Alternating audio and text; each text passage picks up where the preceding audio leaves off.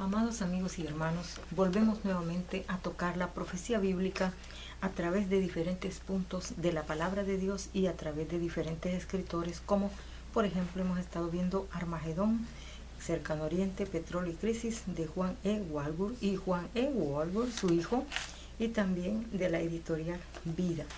Así pues, en esta hora comenzamos nuevamente, no sin antes saludarlos en el mundo entero, donde quiera que ustedes están mirando estos videos, donde quiera que ustedes estén, la paz de Dios sea con ustedes en este nuevo año que ya nos toca empezar este día. Así pues, yo sé que para unos es de noche, para otros ya es de madrugada, día 2, y para otros todavía están antes de nuestro horario.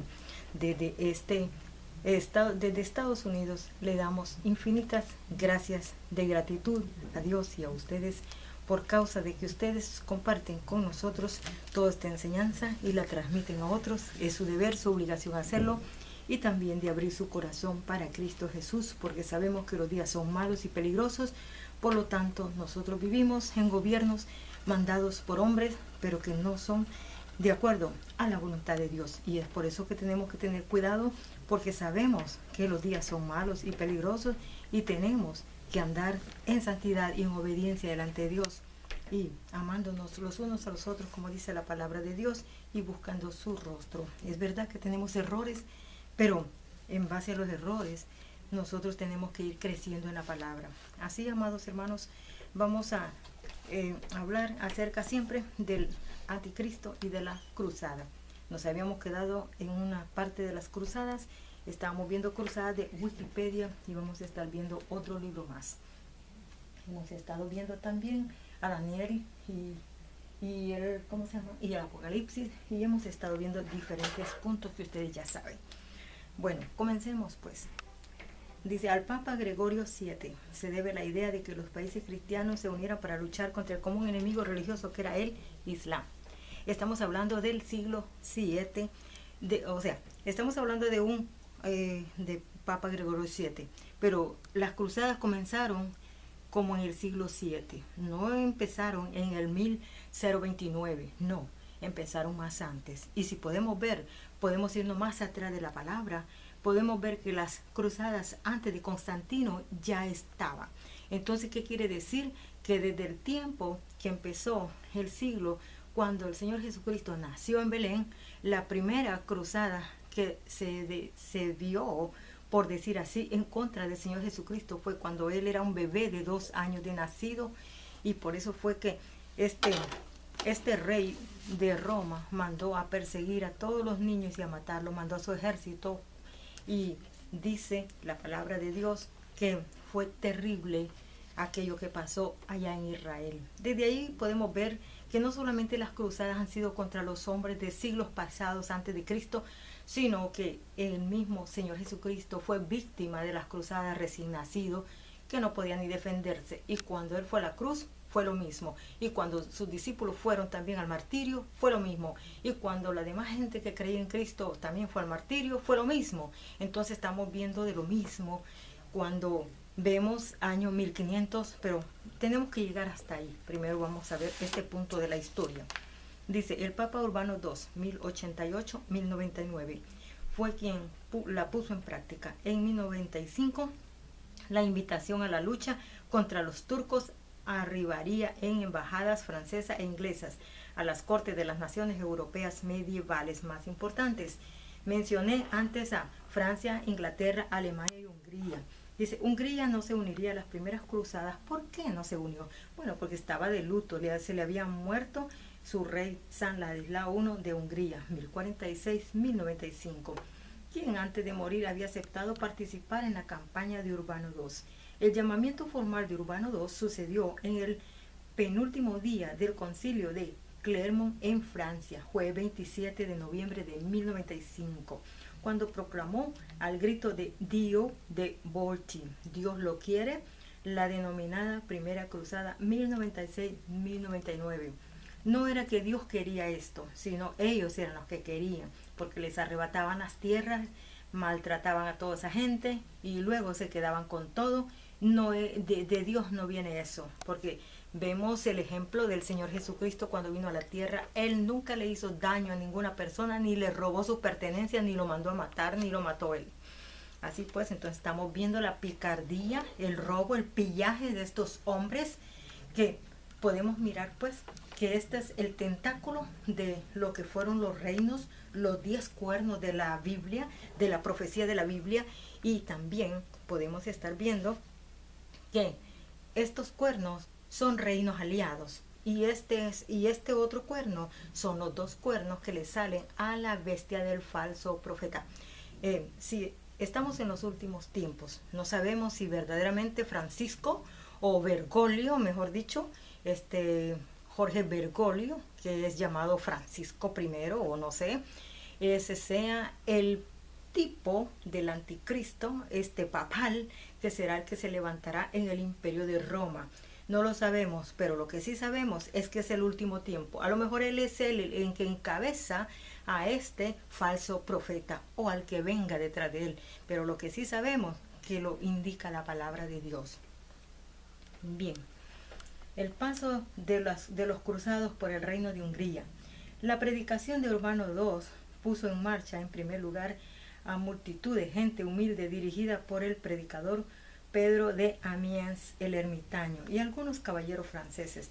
Este grupo formó la llamada Cruzada Popular de los Pobres o Cruzada de Pedro el Ermitaño. De forma desorganizada se dirigieron hacia Oriente, provocando matanzas de judíos a su paso en marzo de 1096. Los ejércitos del rey Colomán de Hungría, sobrino del reciente fallecido rey San Ladislao I de Hungría, repelieron a los caballeros franceses de Walter Gautier, quienes entraron en territorio húngaro causando numerosos robos y matanzas en la cercanía de la ciudad. Como usted puede ver, el mismo rey que murió, él mismo iba a participar en las cruzadas. Ahora resulta que estos se meten en los territorios húngaros y van y hacen desastre y matan a la misma gente húngara. Entonces, como usted puede ver, ellos era el robo y el pillaje, todo esto.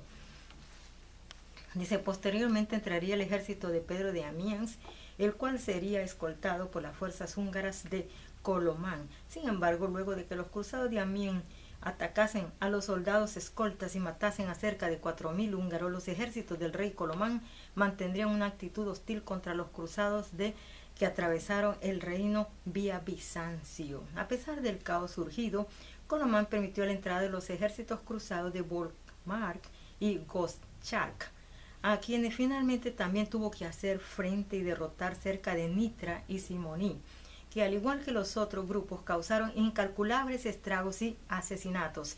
En el caso particular del sacerdote alemán Gottschalk, entró en suelo húngaro sin autorización del rey y estableció un campamento en la cercanía del asentamiento de Taplani. Al masacrar la población local, Colomán, encolerizado, expulsó por las fuerzas a los soldados germanos invasores. Estamos hablando de cruzadas venidas de Francia y aún de Alemania, porque aquí dice germanos. Después los húngaros detendrían a la fuerza, dice, del conde Emilco, quien ya había asesinado en suelo alemán a unos 4000 judíos, o Emilco creo que es, cerca de la ciudad de Mosón. Colomán de inmediato prohibió la estancia en Hungría y de ellos, dice, permítanme, por el asedio que ellos hicieron, dice, a la ciudad de Mosón, donde se hallaba el rey húngaro. Las fuerzas de Colomán defendieron valientemente la ciudad y rompieron el sitio, lograron dispersar las fuerzas cruzadas del sitiador. Bien. Ahora, al poco tiempo, el rey húngaro forzó a Godofredo de Bouillon a firmar un tratado en la abadía de Pannonhalma, donde los cruzados se comprometieron a pasar por el territorio húngaro pacíficamente. Tras esto, las fuerzas continuaron fuera del territorio húngaro, escoltadas por los ejércitos de Colomán, y se dirigían hacia Constantinopla. A su llegada a Bizancio, el Basileo se apresuró a enviarlos al otro lado del Bósforo. Despreocupadamente se internaron en territorio turco, donde fueron aniquilados con facilidad. Estamos viendo pues que ahora ellos ya van al territorio de Bizancio. Vamos a ver ¿qué pasa? La cruzada de los príncipes, aquí es donde entran los 10 cuernos también, porque ya vimos el cuerno de Francia, vimos el cuerno de Alemania y estamos viendo los cuernos británicos también.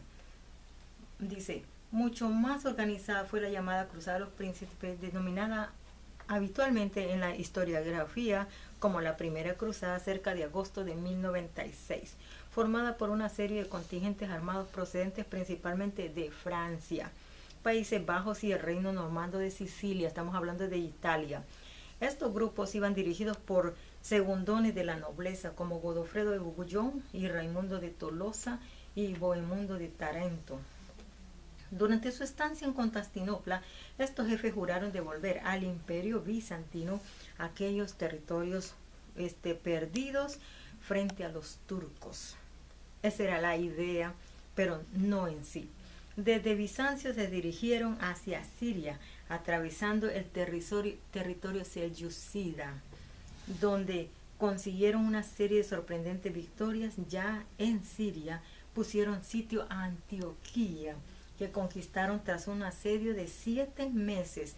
Sin embargo, no la devolvieron al Imperio Bizantino, sino que Bohemundo la retuvo para sí, creando el Principado de Antioquía. ¿Ve?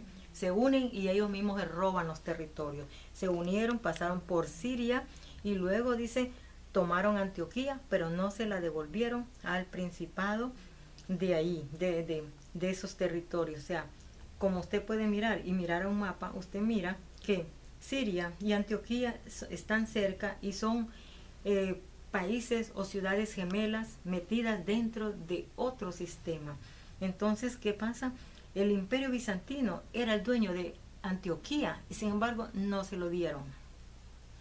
Desde Antioquía se dirigieron hacia Jerusalén, conquistando algunas plazas por el camino y sorteando otras en junio de 1099. Sitiaron la capital, que cayó en manos de los cruzados el 15 de julio de 1099. En la conquista, los cruzados realizaron una terrible matanza que no respetó a judíos, ni a musulmanes, ni a mujeres, ni a niños. Bueno, cuando yo estoy hablando de cruzadas y estoy hablando del anticristo, solamente le estoy exponiendo la historia de lo que pasó en el pasado del tiempo, y que ese pasado del tiempo es el pasado presente de hoy. ¿Por qué? Porque esto se dará en la gran tribulación de vuelta. Ahora, volverán los cuernos a maltratar a multitudes de miles de personas de sus propios países y del mundo entero. Y como usted puede ver, estas cruzadas no respetaron a nadie y tenían sus herramientas donde maltrataban a las personas y donde las hacían confesar, o se hacían católicas o las mataban. O aunque se hicieran católicas, de todas maneras estaban bajo la mira de ellos. Tenían que abominar a Jesucristo para aceptar una religión romana. Dice, con esta conquista finalizó la primera cruzada y muchos cruzados retornaron a sus países. El resto se quedó para consolidar la posición de los territorios recién conquistados junto al reino de Jerusalén, dirigido inicialmente por Godofredo de Bouillon, que tomó el título de defensor del Santo Sepulcro. Y al Principado de Antioquía se crearon además los condados de Edesa, la actual Urfa en Turquía, y Trípoli en el actual Líbano. Dice, veamos la segunda cruzada. Dice, tras estos éxitos iniciales se produjo una oleada de nuevos combatientes que formaron la llamada cruzada de 1101. Sin embargo, esta expedición, dividida en 3 grupos, fue derrotada por los turcos cuando intentaron atravesar Anatolia. Este desastre apagó los espíritus cruzados durante algunos años. Gracias a la división de los estados musulmanes, los estados latinos o francos, que eran conocidos por los árabes, consiguieron establecerse y perdurar. Los 2 primeros reyes de Jerusalén, Balduino I y Balduino II, fueron gobernantes capaces que expusieron su reino a toda la zona situada entre el Mediterráneo y el Jordán, incluso más allá. Rápidamente se adaptaron al cambiante sistema de alianzas locales y llegaron a combatir junto con los estados musulmanes en contra de enemigos que, además de musulmanes, contaban entre sus filas con guerreros cristianos. Sin embargo, a medida que el espíritu de cruzada iba decayendo entre los francos, cada vez más cómodo en su nuevo estilo de vida, entre los musulmanes iba creciendo el espíritu de yihad. Aquí nacieron la yihad o guerra santa, agitado por los predicadores contra sus impíos gobernantes, capaces de tolerar la presencia cristiana en Jerusalén e incluso de aliarse con sus reyes. Este sentimiento fue explotado por una serie de caudillos que consiguieron unificar los distintos estados musulmanes y lanzarse a la conquista de los reinos cristianos. Como usted puede mirar, ellos fueron a Oriente y fueron a atacar a todas aquellas personas y fueron a dividir todos los grupos, familias allá y a robarle sus territorios y a lacerar a su gente. Bueno, entonces como usted puede mirar también aquí, que dice que se lanzaron a la conquista de los reinos cristianos. Para ellos, los cristianos, que hoy en día nosotros que somos los cristianos, ellos fueron contra musulmanes, ellos fueron contra cristianos, ellos fueron contra los árabes. Estos pillos no han parado hasta el día de hoy. Dice, el primero de estos fue Zengi, gobernador de Mosul y de Alepo, que en 1144 conquistó Edesa, liquidando el primero de los estados francos. Aquí viene la contra, que sería una yihad. Como respuesta a esta conquista que puso de manifiesto la debilidad de los estados cruzados, el Papa Eugenio III, a través de Bernardo Abad de Claraval, famoso predicador, autor de la regla de los templarios, predicó en diciembre de 1145 la Segunda Cruzada. Supuestamente estos hombres, nacidos como organizaciones y apoyados por el catolicismo romano, ellos supuestamente eran los que cuidaban a los cristianos para poder llegar a Jerusalén y adorar, porque estaba en manos de los turcos. Entonces después esta gente ya no solamente hacían eso, supuestamente que así dice la historia, sino que ahora en la historia dice de que esto le robaban a la gente. Y estos son los hombres que hoy en día son los que son millonarios, archimillonarios, y que han nacido de sociedades secretas. Dice, a diferencia de la primera cruzada, en esta participaron 3 reyes de la cristiandad, encabezados por Luis VII de Francia, acompañado de su esposa Leonor de Aquitania, y por el emperador germánico Conrado III. Los desacuerdos entre franceses y alemanes, así como con los bizantinos, fueron constantes en toda la expedición. Cuando ambos reyes llegaron a Tierra Santa por separado, decidieron que Odessa era un objetivo poco importante y marcharon hacia Jerusalén, la ciudad de Edesa. Desde ahí, para desesperación del rey Balduino III, en lugar de enfrentarse a Nur al-Din, hijo de sucesor de Zengi, eligieron atacar Damasco, estado independiente y aliado del rey de Jerusalén. Cuando usted ve estas dinastías, Nur al-Din está viendo dinastías de los asirios, usted está viendo todas esas dinastías pasadas, que casi todos ellos tienen esos nombres. La expedición fue un fracaso, ya que tras solo una semana de asedio infructuoso, los ejércitos cruzados se retiraron y volvieron a sus países. Con este ataque inútil consiguieron que Damasco cayera en manos de Nur al-Din, que progresivamente iba acercando a los estados francos. Más tarde, el ataque de Balduino II a Egipto iba a provocar la intervención de Nur al-Din en la frontera del reino de Jerusalén, preparando el camino para el fin del reino y la convocatoria de la tercera cruzada. O sea, después de una cruzada iban a otra, iban avanzando, iban haciendo así como un earthquake, como un tornado, como todas esas cosas que pasan en la tierra y que son destructivas, así. Por eso dice que esta cuarta bestia del imperio de Roma era tan feroz, tan maligna y tan espantosa, que dice que no dejaba ni raíz de todo lo que arrancaba, y dice que todo lo pisoteaba con sus pies. Y como podemos ver que estaba mezclada de barro y de hierro cocido, y aún tiene alianza con bronce, estamos viendo las alianzas entre Grecia y el imperio de Roma. O sea que estos dos imperios hasta el día de hoy, que aunque Grecia no se considera un imperio y aunque Roma no existe, existe a través del papado religioso, pero no existe como gobierno político mundial. Existe, ciertamente que existe, quiero aclarar, de que las leyes de los países, la mayoría de leyes son todas sacadas de las leyes romanas. En esa manera sí existe, y en la otra manera de lo religioso sí existe. Pero ahora vamos a ver que de este reino que hacían cruzadas y que iban a matar a los pueblos junto con los cuernos, estos 10 cuernos con este falso profeta en la cabeza con 2 cuernos, ellos eran los que hacían